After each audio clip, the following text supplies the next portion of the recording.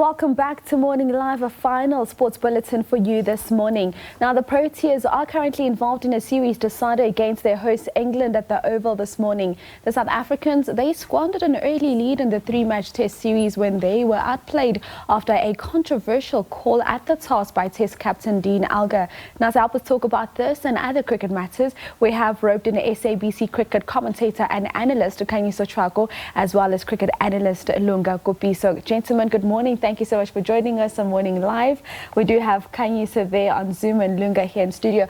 Lunga, let me start with you. Now, the Proteas had the perfect opportunity to actually seal this series, but they did stutter and now we ask ourselves the question, because they literally brought the hosts back into the series, can they actually recover from this? Well, the possibility of recovery is there if you look at the performance from the first test. And it's just a matter of getting the right decisions at the right time, getting players to convert or getting starts. Because I think right now the biggest Achilles on that starting 11 is perhaps getting a century within the players in the top six. So if they can just get the right decision making and also get conversions from the players, then it's possible for them to walk away with a 2-1 series victory.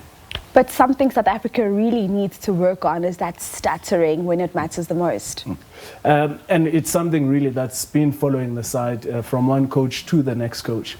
And perhaps it's something that then speaks to the development of the game. And it's something that should be addressed more at development, so starting at schools cricket. And if they can get over that, I mean, we have enough evidence that we do have enough talent within the system that would be able to dominate world cricket from the top to the bottom. Indeed. Khanyiso, let me bring you into the conversation. Now, one area of concern has been how we have been batting. Now, we've had a bit of a break between the second test and this final one that we're going to now. Do you think that going into the series decider, we can rely on our batsmen to get the job done for us? Look, cricket's a game of the sum of its parts. You can't rely on bowlers to deliver, to bail you out all the time, which is what the bowlers did through the South African summer against India. You need runs on the board, you need bowlers to defend those runs. So it does become important that South Africa's batting actually get its act together. I mean, especially the middle order, because the opening partnership itself has been very functional. It's the middle order. I mean, look, remember that there will also be a change in the middle order with Ryan Rickleton coming in for the injured Rex van der Dussen, and a change that Dean hinted at. They hinted at more changes. We saw the suspicion is there that Aiden Markram may not play in today's test match, which starts today at the Oval, with Khanyiso coming in. Remember that because of one of the decisions that Dean made in terms of actually playing two spinners, one would suspect that Simon Harmer will also make way for Marco Jansen. So again, the onus is on the batters to make the runs. They've shown that they can do so as a collective. They did so in the second test in Christchurch, where there was 100 from a Kyle Vray in the second innings. But the key now is to do it across both innings, not just one innings where there's a big score. Because remember, a test match consists of 15 sessions. You could have 14 good sessions, but you could lose one session and lose the entire test match. As we saw in the first South Africa, was 7 for 5 at Lunga, and that was effectively the test match. The outcome of the test match was settled right there. The England had the very same experience in the first test, where after 2 sessions they were 1 6 for 6, and effectively the outcome of the game was settled from there. Those are the vagaries of playing test cricket in England, where the conditions on a particular day and a particular time of the match favor the bowlers so much that the outcome of the game is settled. So again, I mean, Dean did say yesterday's press conference that the toss is very crucial, because the weather has been, after a very dry summer, autumn has been rather... Oh, goodness, we seem to have lost Khanyiso there. We will try to get him back on the line. But Lunga, let me talk to you about what he's touched on in terms of our batsmen. Sure. In terms of the all-rounders, are you happy with the quality of our all-rounders? And can we rely on them to show up that batting should the top order fail? Well, I suppose the only reason we are scrutinizing the quality of our all-rounders is because our batsmen specialists aren't delivering what we are looking for. So the results that you're looking for from your number 1 through to number 4 aren't results that you're getting. And also you begin to see the absence of someone like Temba Bavuma, who may not give you centuries week in, week out, but will give you that half century, that 50, that 60 odd that is scored of 120 deliveries, 170, which looks like nothing on paper when you look back on a test match, but actually when you look at the match situation, it actually stretches the test match into day 4 and possibly early day 5. Now, the quality of our all-rounders, I think, is there. It's proven match in, match out, but it does not look like it because the expectation on them is to now perform like top-order batsmen. So we really should be asking ourselves, is the quality of our top order good enough to allow our all-rounders to come and chip in both with the bat and with the ball? And right now, as it stands, that consistency, that continuity isn't there. And the pressure really now is on the all-rounders to step up and do what we would ordinarily expect of our top order. And rightfully so, the pressure is going to trickle down onto the next and the next. The next time you and I sit, if this sort of performance continues where we lose a test match inside 2.5 days, we'll sit here and ask, do we actually have good enough bowlers who can bat? Yeah.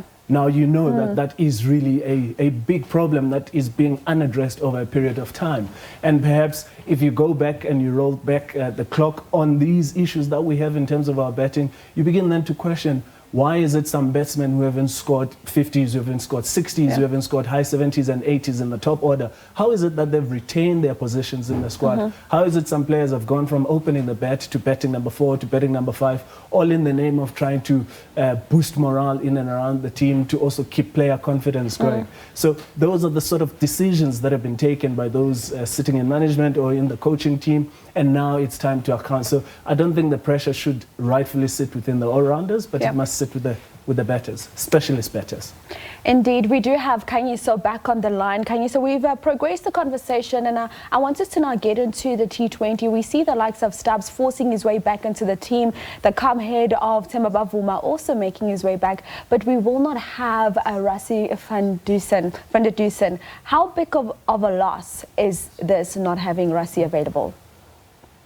Look, it's a big loss, but it also kind of actually lessens the selection headache that Victor Pitsang, Mark Boucher and Enoch Nkwe have, because now you have to fit a square peg into a round hole, because the biggest issue is not actually the middle order. I think that picks itself, because as Lunga just alluded to, and Aiden Markham, for example, he's pretty much set in the middle order in the T20 side. So the problem is now, how do you sort out the top 3? Because you've got a Riley Rosso, you've got a Temba, you've got Quinton, you've got Reza Hendricks. And only 3 can play in that top 4. And when you look at Reza, for example, Reza's been making quite a purple patch right now.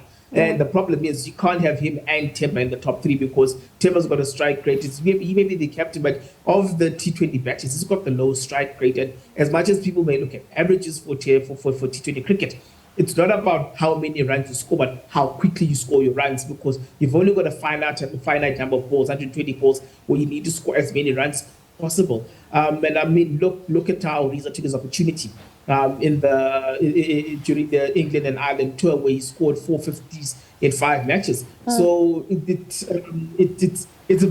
got a big problem in terms of how they sort out that top order, because the middle order picks itself, the bowling department picks itself, but it's that square peg in the round order in terms of sorting out.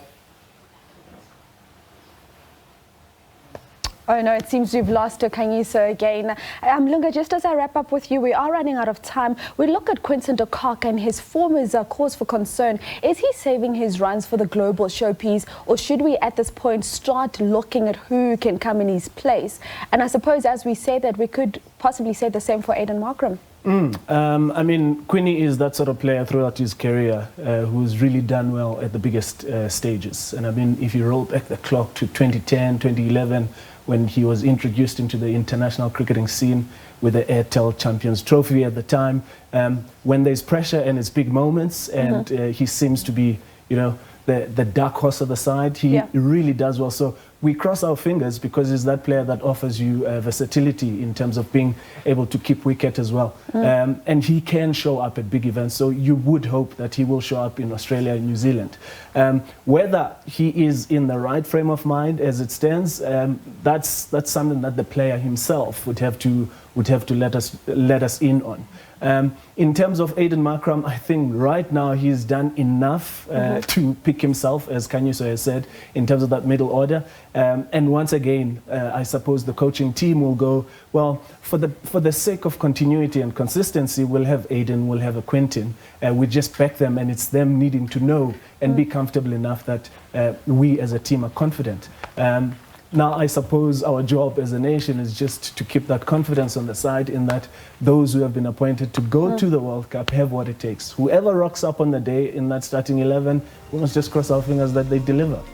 Khanyiso, who was on the screen, a massive thank you to him. We did lose connection with him, but also Lunga, Kupiso, thank you so much for your time here this morning. Of course, just analysing the happenings in your world of cricket, we do know that South Africa going to the third and final test against England at the Oval today. It is a series decider, and they really do have it all to do. But that's how we wrap up your sports for today on this Thursday. For SABC Sports News on Morning Live, my name is Vasiwe Ngcobo, and good morning to you.